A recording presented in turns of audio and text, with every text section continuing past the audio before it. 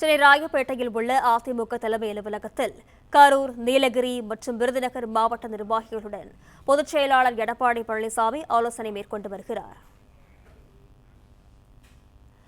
சென்னை ராயப்பேட்டையில் உள்ள அதிமுக தலைமை அலுவலகத்தில் கரூர், நீலகிரி மற்றும் விருதுநகர் மாவட்ட நிர்வாகிகளுடன் பொதுச் செயலாளர் எடப்பாடி பழனிசாமி ஆலோசனை மேற்கொண்டு வருகிறார்.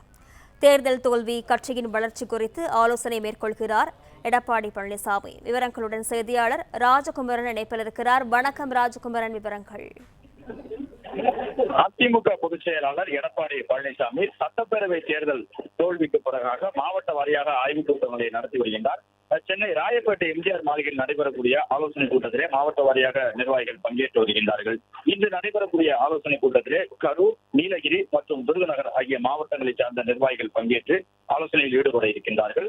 தேர்தல் தோல்வி குறித்தும் கட்சியினுடைய வளர்ச்சி குறித்தும் தொடர்ச்சியாக நிர்வாகிகளை சந்தித்து ஆலோசித்து வரக்கூடிய எடப்பாடி பழனிசாமி உட்கட்சி ரீதியாக செய்ய வேண்டிய மாற்றங்கள் குறித்தும் நிர்வாகிகளிடம் கேட்டறிந்து வருகின்றார். இன்று காலை 10 மணிக்கு கரூர் மாவட்ட நிர்வாகிகளோடு ஆலோசனை கூட்டம் இடம்பெறும் என்று சொல்லப்பட்டிருந்த நிலையில் 10:30 மணிக்கு முன்பாக கரூர் மாவட்டத்தினுடைய நிர்வாகிகள் அனைவரும் வந்திருக்கின்றார்கள். கரூர் மாவட்டத்தை பொறுத்தவரை எம்ஆர் விஜயபாஸ்கர் அந்த மாவட்டத்தில் ஒரு முக்கிய நிர்வாகியாக இருந்தார். அவர் விலகி சென்றிருக்கக்கூடிய நிலையில் அவருடைய விலகலுக்கு பிறகாக நடைபெறக்கூடிய முக்கியமான ஆலோசனை கூட்டமாக இடம்பெற்றிருக்கின்றது.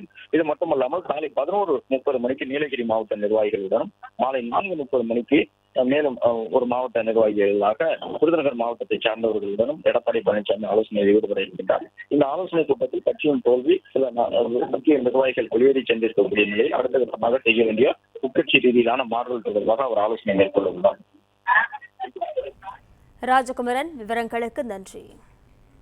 பிளே ஸ்டோர் மற்றும் ஆப் ஸ்டோரில் இருந்து பாலிமர் செயலியை QR கோடு மூலம் பதிவிறக்கம் செய்யுங்கள். செய்திகளை உடனுக்குடன் பெறுங்கள்.